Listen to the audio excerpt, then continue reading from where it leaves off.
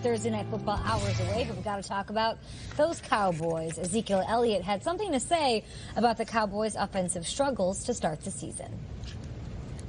You can't run the ball if you're down by 17 points. That's what it is. If we get behind, we're going to have to throw the ball. We're not going to be able to, do what we want to do. So what we have to do so we can be able to run the ball more is just be better early in the game. If we're better early in the game, if we're not taking those 3 and outs, if we're not in long down the distance, we can run the football. So if we execute early, then we can run the football as much as we want. Cowboys are in the bottom 3 in the league, gentlemen, in points per game, total yards, passing yards, and third down percentage. The Packers and Patriots, let's be honest, they've also had some offensive struggles to start the year. All 3 of these teams are playing at home on Sunday. It's the Cowboys hosting the Lions. The Packers host the Bills, who just beat the Vikings. And by beat, I mean like pummeled the Vikings. And the Patriots hosting an undefeated 3-0 Dolphins squad. So which one of these 3 home teams that have struggled offensively need a win, Nate?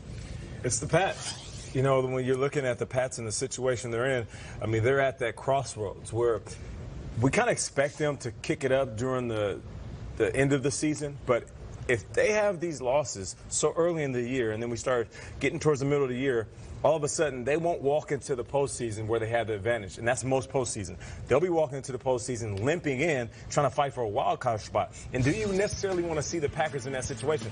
Patriots, I'm sorry. Do the Patriots necessarily want to see themselves in that situation? I get it. They're always self-motivated. That's a different type of motivation. It's we're the best. Everybody's trying to take out the king. Have they ever been in a position where, no, we're not the best, and we're trying to fight for respect?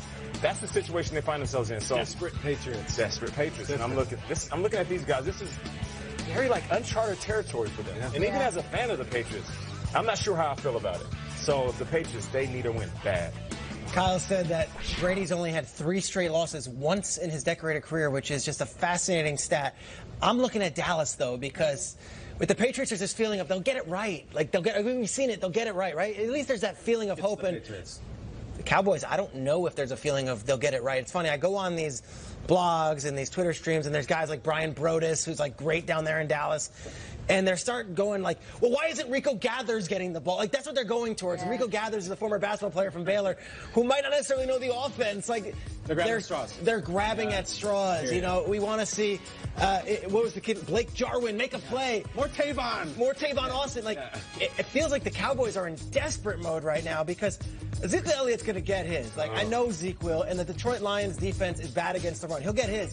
But one of these other guys needs to step up. And if you fall down 1-3 in the way the NFC is so loaded, it could be a long season in Dallas. And I'll tell you what, Rico Gathers, as much as I like the kid, he's not going to be the one who's going to save you. It's got to be the coach, the quarterback, and the running back. And there's a lot on their shoulders. So I'm looking at the Cowboys. With Sean Lee now hurt, wow. I don't know. Cowboys, this could be desperation mode if they fall down 1-3. It's let's go to Rick in El Paso who wants more Rico Gathers. Rico Gathers.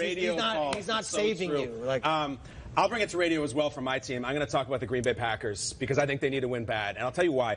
We all remember the time that Aaron Rodgers started 1-2 and said, relax, okay? And everybody and every radio show in the world, they played their flock of seagulls and everybody had their jokes and it was great. And they rallied. This is where we're getting to the relax point here because I believe in the Packers. I believe they're a Super Bowl contender. You cannot lose at home against the Bills and Josh Allen. You can't do it. And here's the reason why. Super Bowls, and let's talk about Aaron Rodgers. Why doesn't he get back to a Super Bowl? Super Bowls are lost in September. When you lose in Week 4 in September, that means you go on the road in the wild card round, the divisional round. And if you look at Aaron Rodgers, all these losses, it's at Seattle, it's at Arizona, it's at Atlanta. He always has to go on the road, and he loses. And why does he have to go on the road? Because of September and because of October. You have to win this game. This is a massive deal to set up the rest of the season goes, set up how his health goes, to set up the whole relax factor. The Packers lose this game at home to the Bills. That's a bad loss. It's not a tie. I don't care if Aaron Rodgers is banged up or not. It feels like a must-win because they're not going to relax if they lose. They need it. Especially with how crazy the NFC is. You're right. Especially because Aaron Rodgers doesn't want to see the Bears at the top of the division. And especially because with the Patriots, I feel like we've seen them adjust before. There's even a theory out there that they just sort of go out there and mess with things in September and sort of figure it out for the rest of the season. Stephon Gilmore is not walking through the door with the Patriots. Josh Gordon isn't coming on and hanging out with Aaron Rodgers. Neither is Sony Michel, and he's not getting a guy like Julian Edelman back. That's going to happen for Brady. Brady's going to have those pieces sort of come together. Aaron Rodgers does have to put it on his shoulders, and it is what it is for him. So they have to get that win at home if they want him to get to the Super Bowl, which is this is the window for him. With the Packers, there's a stress. It feels like every day they're playing in a Super Bowl. Like Rodgers has to play week 2. It just feels like there's so much on every game with the Packers, and his knee is deteriorating. Yeah. There's a lot of pressure on that guy. It feels like it's overwhelming right now. If anyone can handle it, it's him. But man, it's hard to say long term that the Packers, you're in a good spot right now. Yeah, not good. They cannot lose at home to those Bills. Those Bills feel in some kind of way, though. Go get them. Going into week 4. Let's bring in Will Selva out in the newsroom in Los Angeles this morning with all the latest and the greatest. And you're speaking Spanish and doing highlights, apparently. Absolutely. Well, I'm doing an interview, and that's coming up in just a second at the end of my updates. You have to stay tuned for that. But we start with the team that Kyle was talking about that must win week 4. It sounds like this will become standard operating procedure in Green Bay when it comes to Aaron Rodgers and that injured knee. He did not practice on Wednesday and isn't expected to take the practice field until Saturday. In fact, number 12 has only practiced on Saturday the past 2 weeks, but still played in the games on Sunday. Now, Bills safety Mike Hyde not concerned about Rodgers' injury, saying Aaron is going to get it done regardless. As for Rodgers himself, he's ready to invoke a little Allen Iverson, if you will. Practice? Yeah. That's what you want to talk about, is practice, huh? I do love to compete. There's no doubt about it. It is difficult and different for me to not be out there. You know, I'm one who always loves being out there because you're not just competing, but you're working on things with the guys and working through the game plan, especially on days like Wednesday and Thursday. So that has been obviously a struggle for me, but you know, I've been putting a lot of good work in with Nate and our training staff, and you know, that's how I'm able to play. So that's the trade-off, not being out there to practice, but the trade-off is I can actually get out there and play on Sundays. We're talking practice. The Bills' running game could get a boost on Sunday against Rodgers and the Packers. LaShawn McCoy limited in practice on Wednesday, but has said he will play in that game. McCoy dealing with a rib injury that cost him last week's game against the Vikings. LaShawn saying he has an urgency to get out there and get the run game going. Now, beside our first names, Giants offensive guard Will Hernandez and I have something else in common. Our first language is Spanish. Now, we spoke to each other for the Spanish language show Trend Zone, shown Tuesdays on Facebook Live. Here is a snippet. Comida mexicana favorita que no sea tacos.